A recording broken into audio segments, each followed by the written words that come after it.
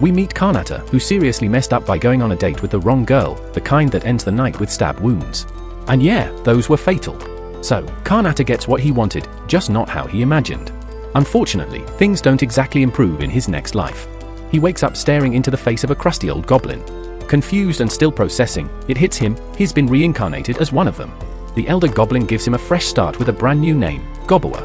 No time to celebrate though, because the old guy forces a wriggly maggot down his throat for nourishment. Goblin can't do anything about it, he's still a baby, and that means no speaking or resisting. By the second day, he wakes up to find a swarm of equally strange green infants around him. Reality check, he's officially part of the goblin squad. He finally accepts his died and is now stuck in this weak, awkward new body. He spends the rest of the day mourning the loss of his handsome human features. On day 3, he notices Goblin's age quicker, though he's still hairless, at least now he can move and speak again. So while it's not ideal, he decides to tough it out and make something of this life. Come day 4, the elder gathers the now growing goblins and presents a tray full of maggots.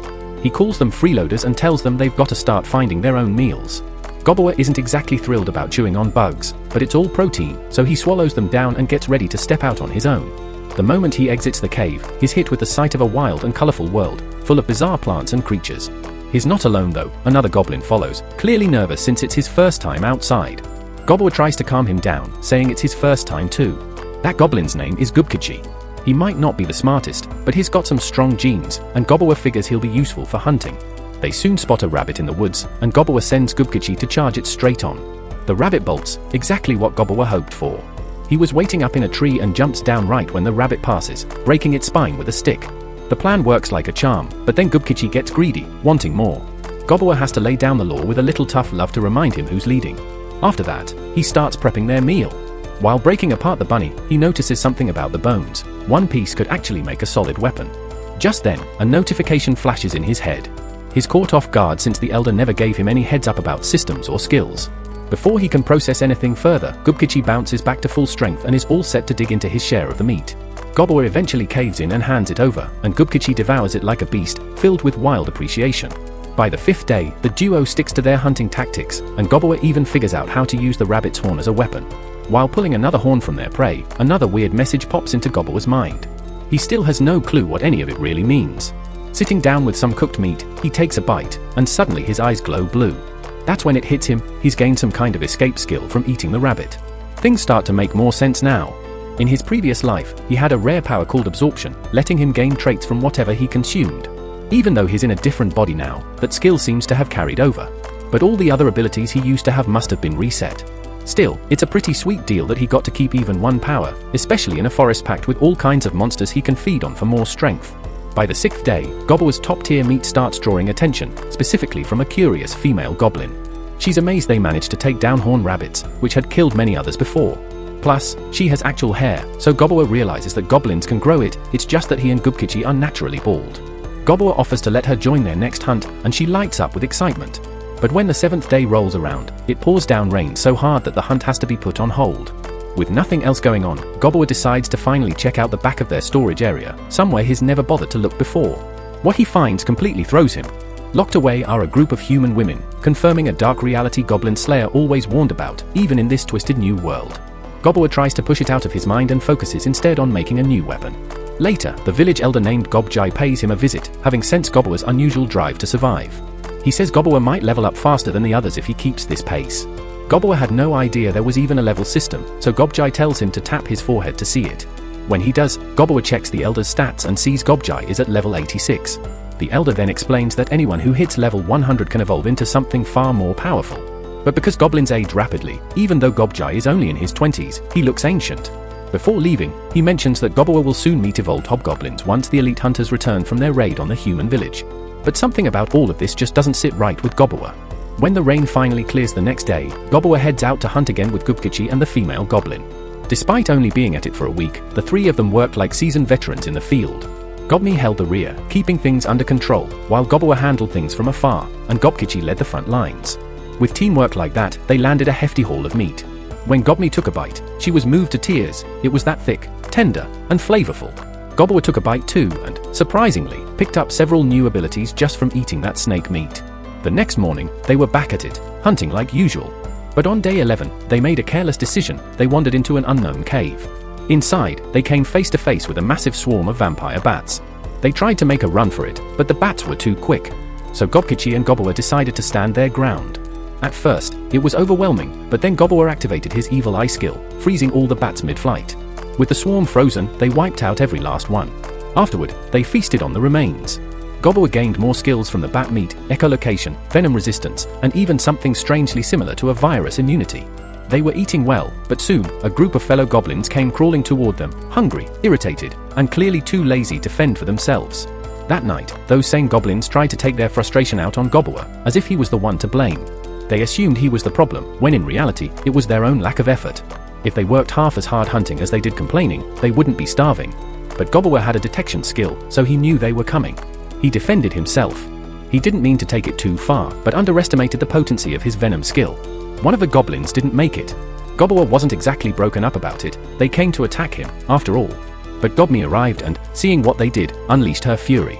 Even Gobble felt bad for them after witnessing how she reacted to someone trying to hurt him. The next day, they went back out and planned a team ambush. While an orc was just minding its own business, Gobkichi hit it square in the eye with a rock. While it was blinded, Gobkichi rushed in.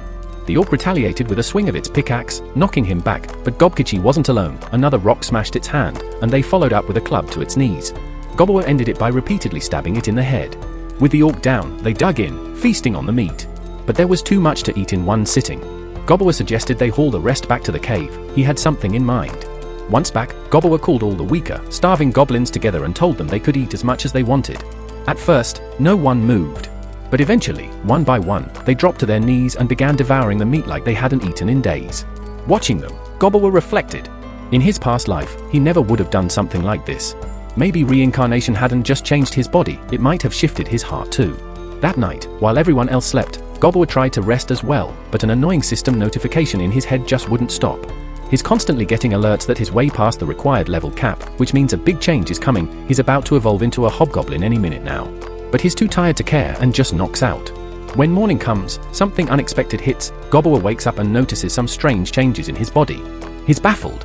His whole appearance is different now. Closer to what he looked like before being reincarnated. And hey, the best part?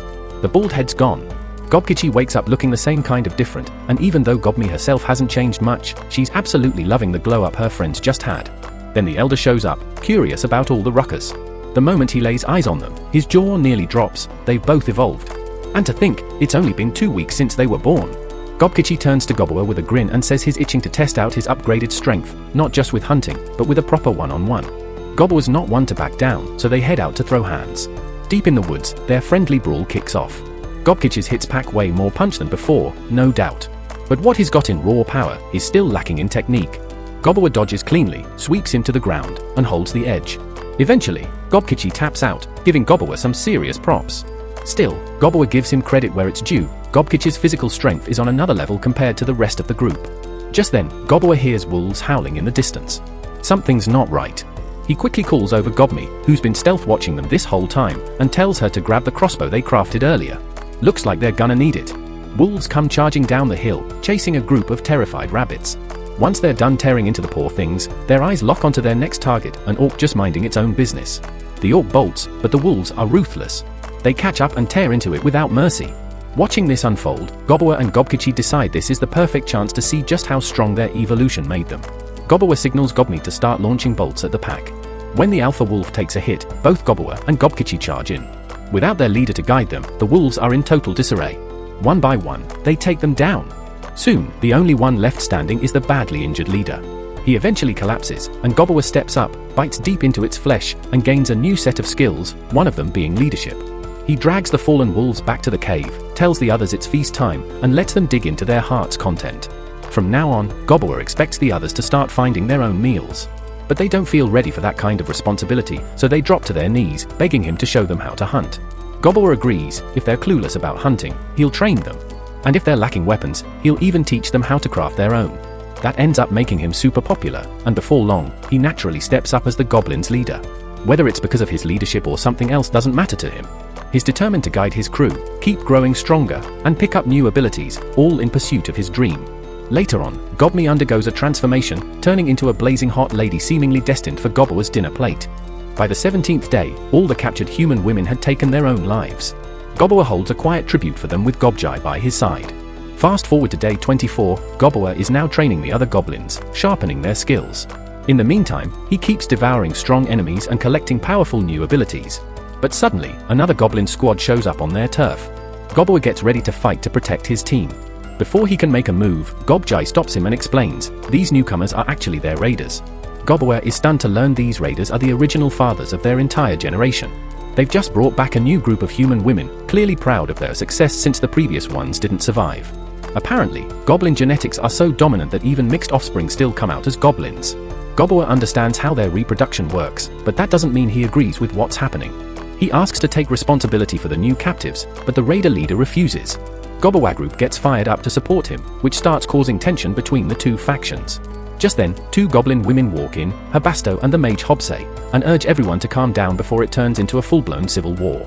They come up with a wild plan, have the top dogs from both sides throw down, and whoever wins gets to lead the village. One of the raiders is itching to put Gobble in his place, and Gobble's more than ready to rumble. But the match ends in a flash when Gobble pulls out these freaky string techniques out of nowhere. No one can figure out how he pulled it off, so Gobble casually explains it's something his body just does now. Apparently, he gained the ability after chomping down on a demon spider and now can spin silk like a spider. The girls are stunned that someone like him evolved while they were away. Gobble steps up and claims the title of village leader. He throws out a challenge to anyone who disagrees, but of course, no one's brave, or dumb, enough to speak up. Gobble tells the humans they're off limits, he's made it clear that no one is to mess with them. He even says they'll eventually figure out a way to return them to a human settlement. The girls start wondering if they need to make a move, but it becomes clear Gobble isn't doing all this out of pure kindness. He's interested in what the humans know. So he starts questioning them and learns the girls were part of a traveling business group. When the goblin raid hit, all the men got wiped out, leaving just these 5 girls behind. By day 28, Gobble was stunned when he sees them smiling.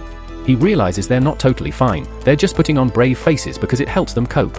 So, he whips up a hearty meal hoping to give them a boost. As it turns out, 2 of the girls are culinary and tailoring pros.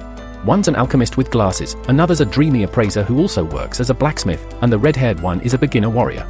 Gobble decides to train her personally later. He puts them all through rigorous training and doesn't sugarcoat anything when they start slacking. For the next several days, he shifts focus from hunting to team-building drills and makes sure everyone's crystal clear on the new rules he's laying down. Day 31 rolls in with a downpour drenching the entire village. Despite the weather, Gobble and Gobkichi dive into a wild sparring session that leaves everyone watching stunned. Later that night, Gobble senses that some goblins are about to cross the line with the human women, violating his strict rules. Without hesitation, Gobble takes down one of them swiftly, setting an example. He gives the rest a harsh reminder of his laws and punishes another who dares to speak back. After handling the situation, Gobble apologizes to the women. The red-haired girl breaks down in tears, finding comfort in Gobble's arms. As the others arrive on the scene, Gobble tells Gobkichi to drag the troublemakers outside. He instructs Gobmi to round up the rest of the team to witness what comes next. Out in the open, Gobble doesn't hold back, he delivers a brutal beatdown, making it absolutely clear that disrespect won't be tolerated. The message hits hard, and the crowd disperses once Gobble is satisfied. He stops just short of killing them, but Herbuchen, who took the worst of it, doesn't make it through the night. Day 32 kicks off with Gobble's crew showcasing their flawless teamwork as they hunt down a fearsome Trihorn horse. The beast puts up a fight, but Gobble comes out on top and gains a fresh set of abilities, triple burst being the standout, allowing him to strike 3 times in a single move. That evening, the redhead ends up in Gobble's bed, clearly still shaken from the night before. Gobble offers her comfort and lets her rest there. By morning, he's surprised to find Gobmi hanging around too. Later, the crew discovers that the female goblin Gob has evolved into a hobgoblin. Things in the village are running smoothly. Gobmi oversees the ranged attackers, Gobkichi commands the armed forces, Habasto leads the mobile unit, and Gob handles all the support work. Hobsa is in charge of magic, though she's still the only mage they have. Leaving training duties to the captains, Gobble ventures into the forest to hunt. He experiments with his newly learned demise magic, shocked by its sheer destructive force, it lets him annihilate a Trihorn in one hit. But then, Gobble gets a bit overconfident and wanders into the northern forest, a place Gobjai had warned them to avoid at all costs. The ground is soaked in blood, and the atmosphere feels off. This is the domain of a terrifying legend, the Red Bear. As Gobble watches, the Red Bear tears through a Trihorn like it's made of paper. That same Trihorn had been tough for Gobble's crew, yet this monster slashes it apart effortlessly. Then the beast notices Gobble, and reality hits, any ordinary person would have turned and run by now. Gobble isn't your average fighter. He's dead set on going head-to-head with this massive beast, planning to take it down and absorb its abilities for himself. He kicks things off with Phase 1, unleashing his demise magic without holding back. Back at the village, Gobmi starts to worry since Gobble hasn't shown up in a while. No one else has seen him either, which only adds to her concern. Meanwhile, Goblin was stunned when the red bear counters his demise spell by sacrificing its own right arm. The bear comes in with a brutal offensive, and Goblin quickly realizes the armor he earned from the Trihorn won't cut it here. He goes full attack mode, aiming for the bear's head, but his weapon can't even leave a mark, and the beast sends him flying. Goblin tries to bind it with string, but it snaps right out and unleashes a raging fire breath. Flames tear through the forest, and Goblin is forced to patch up his injuries. He's thrown off by the fire breath. This kind of move was unheard of even in his past life. With the stakes this high, Goblin braces himself for serious damage just to stay in the fight. He charges again, shielding himself against the flames. The bear's tough on the outside, but Goblin turns its own fire attack against it, slashing right through its mouth. He gets a moment of confidence, but it doesn't last. The bear smacks him hard, and even though Goblin tries to lessen the blow, he takes serious damage. The round ends in a draw, but he did manage to jam his blade into its mouth, shutting down the fire breath for now. The beast isn't done yet, and Goblin is just barely hanging on. He's at a major disadvantage, but instead of backing down, he claims the struggle will make his victory feast taste even better. He keeps landing hits, but it's still not enough.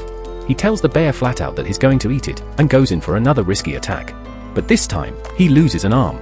On day 34, Goblin finally pulls off a win in this brutal fight, barely making it out alive. He devours the bear and inherits some wild new traits, massive strength, insane durability. He collapses soon after, but it's confirmed that he's maxed out his stats and fulfilled the conditions needed to evolve into a rare ogre species. As his mind fades, Goblin accepts the evolution without even checking the details. By day 35, he's still feasting on the bear and picking up even more broken abilities. When he grabs his knife, it looks smaller, and that's when Goblin realizes he's become an ogre. Goblin makes his way back to the village, but the moment the others spot him, panic spreads. Everyone thinks they're under siege. They're all gearing up to escape, totally confused about why this ogre is grinning at them. Ironically, they start wishing Goblin was around to help. Luckily, Goblin recognizes him. But instead of being happy about his new form, she's furious he vanished for so long. She ends up getting hurt in her own frustration but still chews him out. She's mad he lost an arm, but the rest of the villagers are completely stunned that he managed to bring down the red bear. Gobjia is especially shocked, pointing out that Goblin defeated the ruler of the northern forest just a month after being born. Everyone wants answers, throwing questions at him, but Goblin was just relieved to be alive and back in what he now sees as his home. Since evolving into an ogre, Goblin has practically been glued to him. But before diving into that chaos, he decides to change clothes. He heads into storage, and the women there don't recognize him right away and get spooked. After he shows off his abilities to prove who he is, they relax. One of the human girls notices his damaged axe and gets excited to repair it. While they talk, she proudly shows him a knife she made from a magical stone and asks him to check it out. Goblin is impressed by her effort and gives her a gentle pat on the head. She's clearly enjoying the attention a bit too much, while Goblin and the redhead can't stand seeing him pay attention to someone else. Jealousy is definitely in the air. Goblin then heads over to check on the twin girls to see how they're doing. They've been overwhelmed with work and ask if someone can help. Goblin agrees and promises to send a few goblin girls to assist. The twins are thrilled, and Goblin finds it wild how quickly they've warmed up to goblins, even though their family was wiped out by them just a week ago. He makes a playful comment that they'd make great wives someday, and they don't seem to mind. But again, Goblin and the redhead are not amused. Later, he visits the green-haired girl who's been focused on brewing potions. He inspects one of her vials and immediately realizes it's poison. She doesn't deny it. Turns out, she made it back when she planned to poison all the goblins out of fear. But after meeting honest goblins like Goblin, she gave up on that plan. The next day, Goblin realizes that regular training isn't going to work anymore. In his current ogre form, even when holding back, he's way too strong and almost ends up seriously hurting others. So, for now, he decides to stop sparring altogether. Gobkichi takes the defeat pretty badly and decides to head out for a solo hunt to cool off. While Goblin was a bit concerned, he understands that sometimes you just need some space. The rest of the goblins go about their routines like usual. For once, Goblin gets a moment to relax, sitting down to sew beside the always quiet Hobsa. Despite losing an arm during a battle with a red bear, Hobsa's still holding his own, thanks to a slime ability that helps him manage just fine. While they're chilling, Goblin mentions wanting his book back so he can finish reading it. But Hobsa completely blanks him, acting like he didn't hear a thing and keeps reading. The next day, Goblin was in the middle of lunch when Gob comes dashing in, clutching a badly injured carbuncle. Goblin immediately tries to heal it, but the creature's lost way too much blood. He says they'll need help from the potion maker to whip up something strong enough to save her. Thankfully, the treatment works, and the carbuncle slowly wakes up, dazed and confused about where she is and who's around. The goblins fill her in, and she's super grateful they saved her life. Even though she doesn't know any of them, she introduces herself as Returner and explains that she got attacked by humans not long ago. Apparently, the gem on her forehead is worth a ridiculous fortune, like 1 billion gold coins, so of course people are after her. She begs Gobbler for help to shake off the adventurers hunting her down, saying she's already on her last legs. Returner reveals she's not an ordinary carbuncle. She's an artificial one, created long ago by a powerful wizard to guard his treasures. But when she was attacked, her life-sustaining core got damaged, meaning she won't last much longer. Her creator had a serious grudge against humanity and made sure his treasures would never fall into human hands. He'd rather goblins have them. So, Returner makes a deal: if Gobbler helps get rid of the humans chasing her, she'll hand over everything. Gobbler was not about to let that chance pass him by. He calls the squad together and drops the news: they're heading out today to claim a legendary treasure and run off some greedy adventurers. He checks with the blacksmith girl to see if she still has that spirit stone dagger she mentioned. She gives it to him, and even though Gobbler was not much of a knife guy, he figures it's better than showing up with nothing if he wants to make an impression. The goblins set out and make their way to the hidden spot Returner told them about. Once inside, Gobbler tells Gobkichi and the rest to hang back while he scouts ahead to find the humans. Time to see what kind of deal he can strike, or how much pressure he needs to apply. Out of nowhere, those same idiots show up and corner him. They're griping about having to deal with an ogre now, but figure they'll just take him out quickly. One of them tries a sneak attack, aiming for a clean kill, but Gobbler catches it with his bare hand like he saw it coming from miles away. The whole group is stunned that the assassin's stealth got busted so easily. Gobbler steps in, calling them out, saying they're trespassing, trying to rob the place, and even almost killed the guardian like it's nothing. Worst of all, they don't even feel guilty about it. Lucky for them, Gobbler's got a calm head and gives them a chance to walk away before it gets ugly. But instead of backing down, they swing at him. He dodges without breaking a sweat.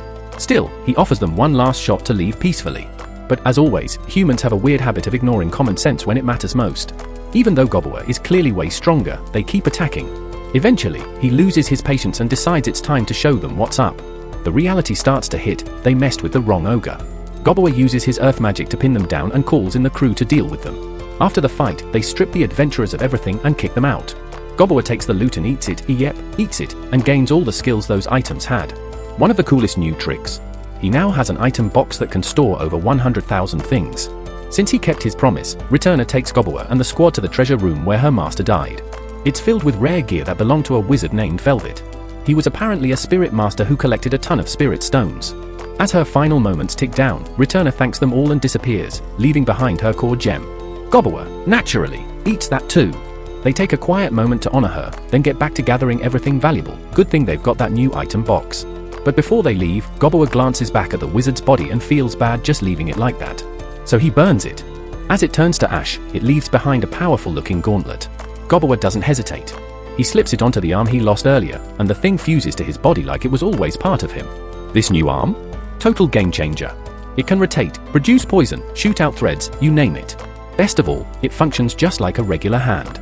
The next morning, Gobbler spends a solid chunk of time going through the stash of gear they picked up from that legendary treasure room.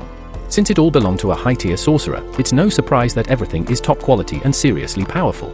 So, Gobbler sorts through it and shares the wealth, handing out magical gear to the 15 hobgoblins and the rest of his squad fairly. He keeps a crimson spear and a slick enchanted bracelet for himself. That makes 3 legendary items in his arsenal now, fully equipped and ready for action. On day 40, Gobbler sets up some sparring matches between the hobgoblins to see who's leading the pack. The following day, he heads out at sunrise to challenge some fresh, unfamiliar monsters. First on the list is a massive golden spider. He one-shots it without breaking a sweat. After munching on the spider's meat, he unlocks a new ability that lets him spin golden threads, super useful. Later, while wandering deeper into the forest, he ends up near a glowing tree. That's when things get tricky. This area belongs to dryads. These beings usually lure in intelligent creatures and feed off them. Gobji had already filled Gobbler in on how dangerous they are, and also casually mentioned he wouldn't mind getting devoured by one. Gobbler acts like he'd never stoop to that kind of indulgence, but let's be real, that changes fast. A dryad appears, gets a little too close, and Gobbler folds immediately. He tries to act chill, but then he remembers he's still a virgin in this new world.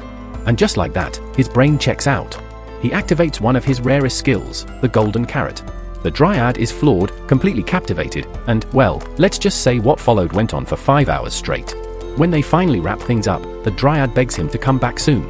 Gobbler heads to a nearby waterfall to clean up. But before he can even relax, a bunch of lizard men show up out of nowhere trying to start something. Big mistake. He wipes them out, and anyone else dumb enough to challenge him after that. The next day, Gobbler discovers that 2 goblins in his squad have the potential to become full-blown mags. He sends them off to train under Hobsa. But when Gobbler sees the look on Hobsa's face, it's clear the old guy isn't exactly thrilled about the idea of mentoring new spellcasters. Meanwhile, drama is brewing back at base. Every girl in the cave is acting weird toward Gobbler, and he has no clue why, since nobody's saying anything. So he turns to the green-haired girl for answers. She usually keeps it real. She tells him flat out, they all know what he's been up to lately, thanks to the Dryad's very visible marks on his body. And yeah, they're jealous he didn't choose one of them first. Even she admits she's been feeling the same way. But unlike the others, she decides to speak her mind and take action. Gobbler's usual weakness for these situations kicks in, but Gobme isn't letting him off easy unless she gets her shot too. Turns out, the whole squad has the same idea. Things get so intense that day, Gobbler ends up setting up a soundproof barrier around his room. What happens behind that wall? That's between them and the gods. And me? Sometime later, Gobbler senses movement nearby. Turns out it's a group of flasher-looking elves making their way toward them. Meanwhile, the humans are gearing up for an ambush, clearly thinking they can swipe some loot. So, the elves show up asking for the goblins' assistance. Their leader? Arrogant as hell. But he's dangling an offer, months' worth of food for the goblin village. Gobjai thinks it's a golden opportunity. But to everyone's surprise, Gobbler turns it down flat. He doesn't care about their food or their problem. What he does care about is honesty. He wants them to be straight about why they need help. When the elf leader looks like he's about to get violent, Gobbler shuts him down with a single, bone-chilling glare. Then, without hesitation, he warns them to call off their hidden archers.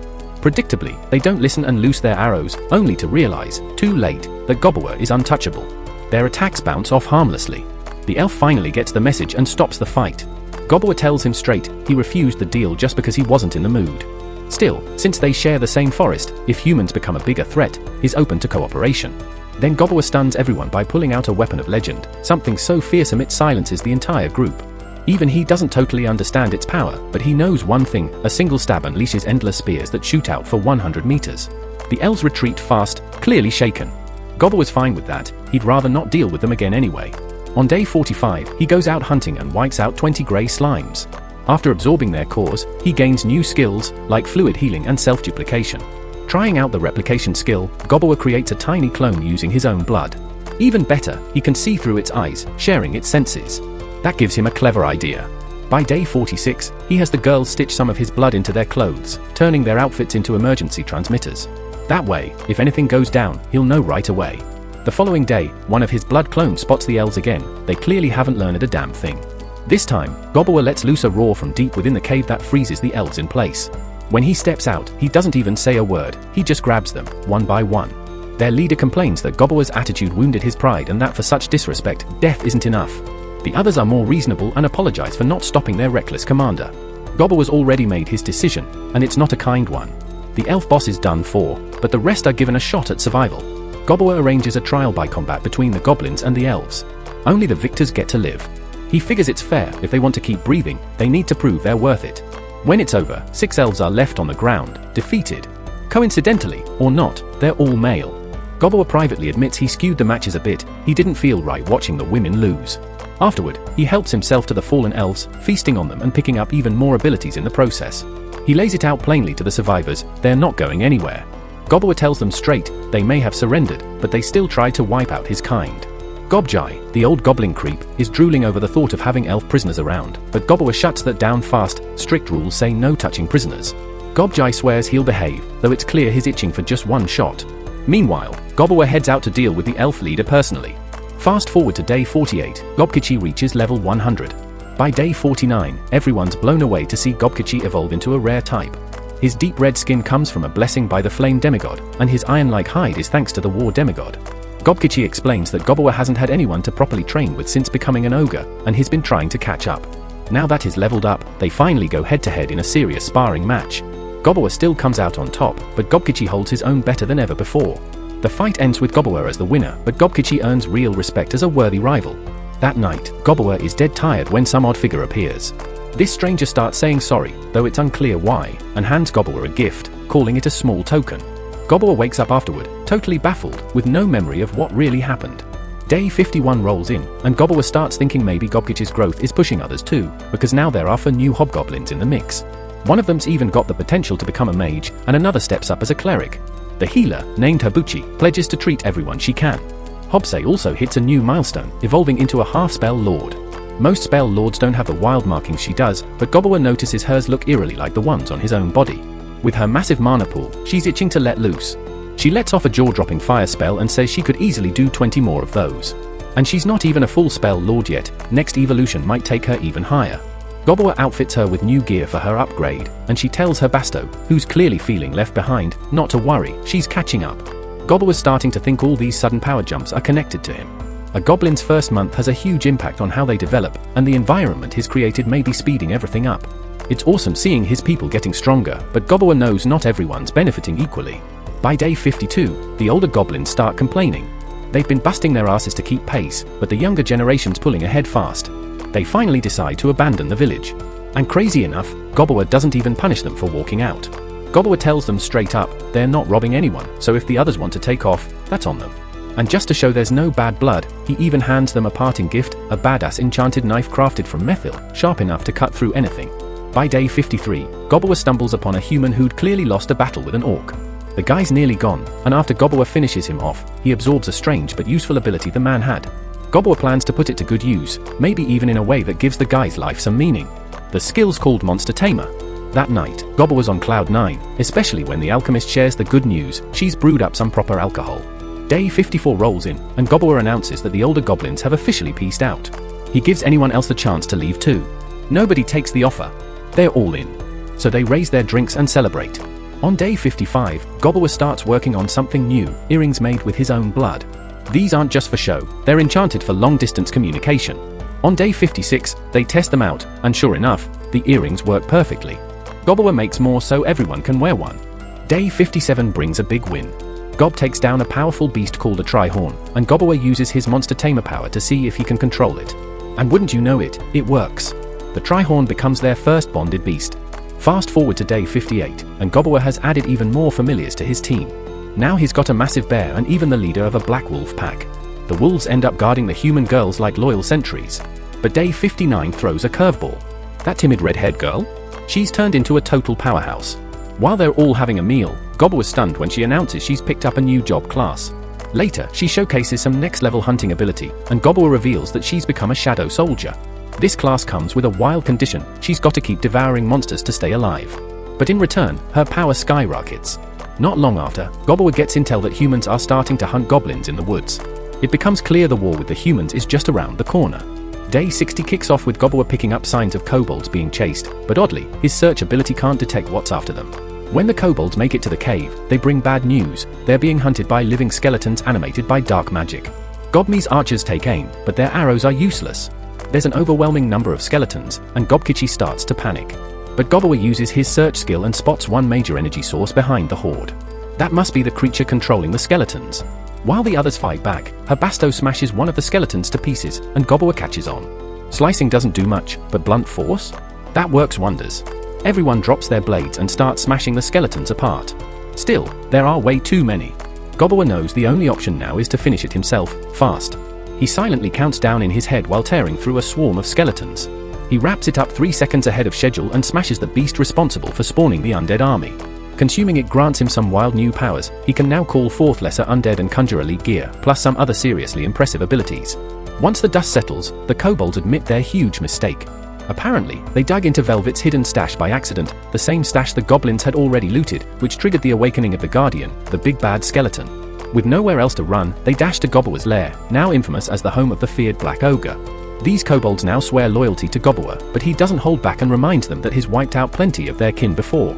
Still, they're beyond thankful he saved them, and they understand how things work. In this world, the strong rule and the weak submit. They owe him everything and leave their fate in his hands.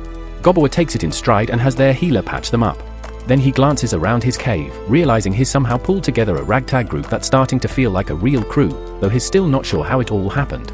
On day 61, Gobbler and Gobkichi head out for a hunt and spot a group of 12 armed soldiers. They decide to tail them, and Gobbler uses his keen hearing to pick up their conversation. Turns out, these humans are plotting to kidnap the elven chief's daughter, and one of the elves might have tipped them off.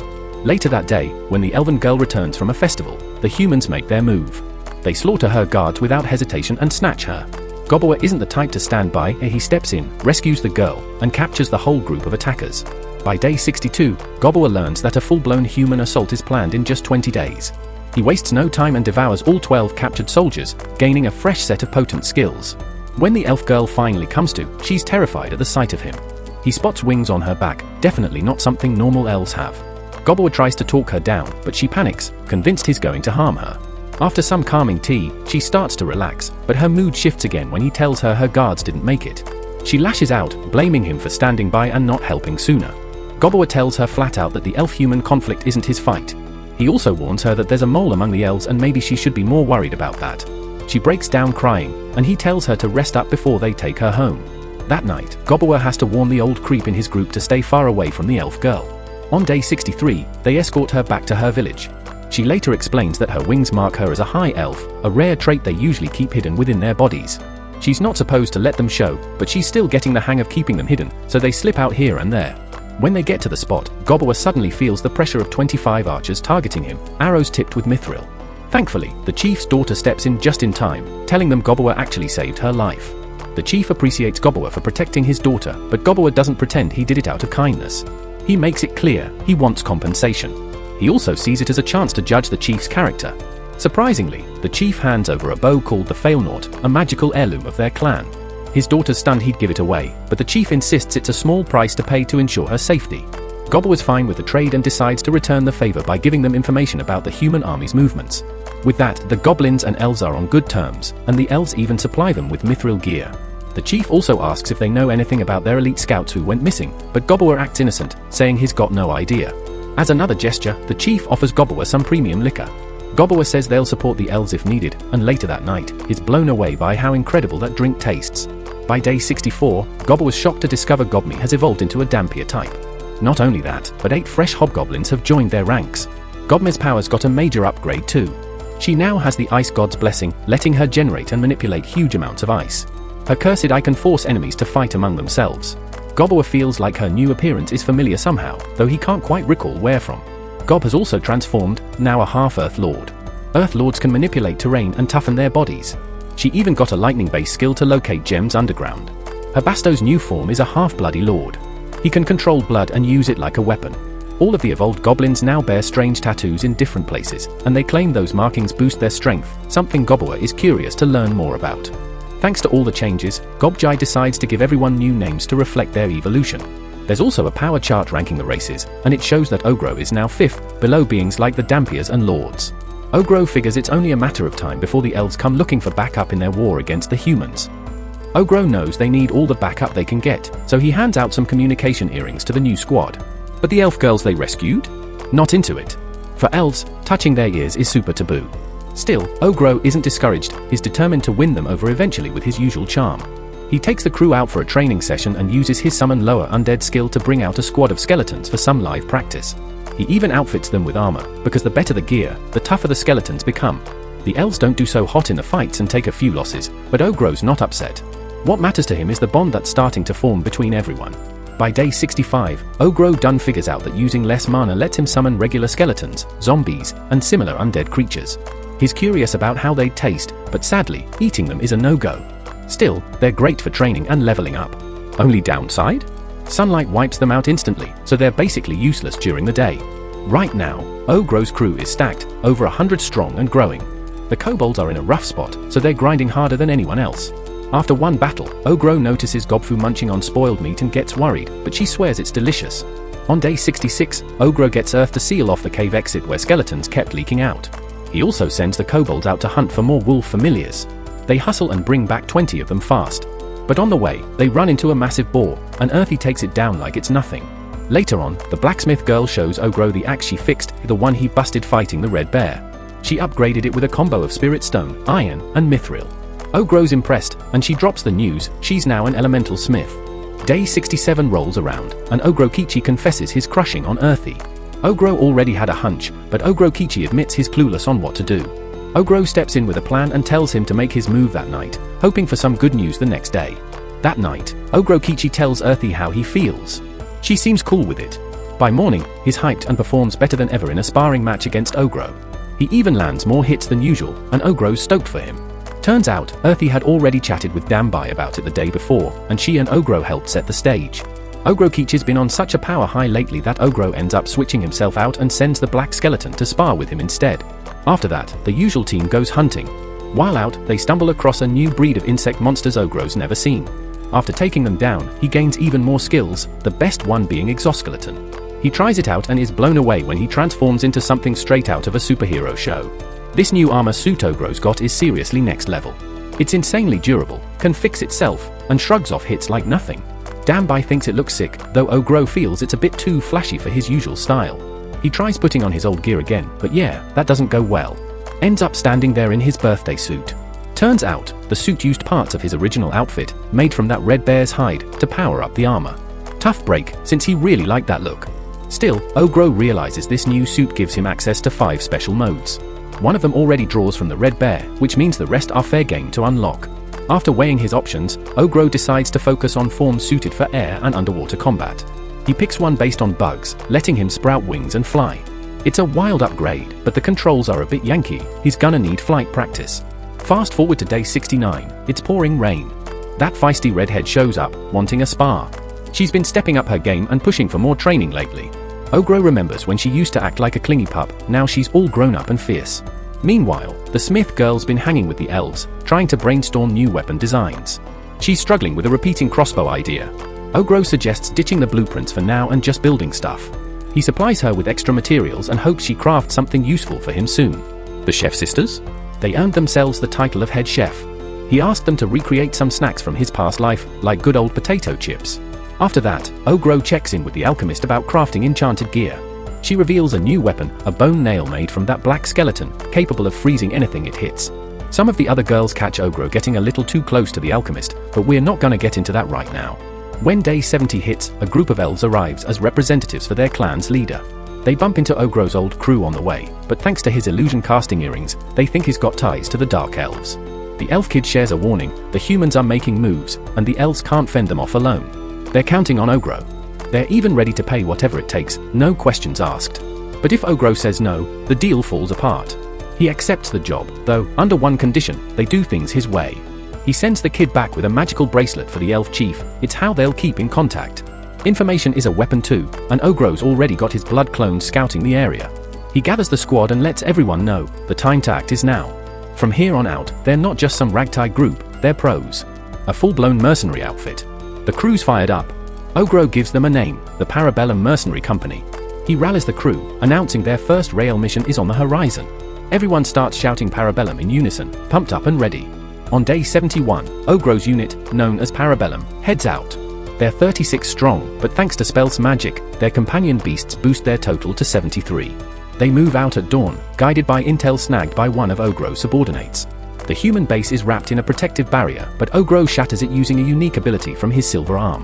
As the shield falls, Earthy steps forward, using her control over the earth to block the humans' escape routes.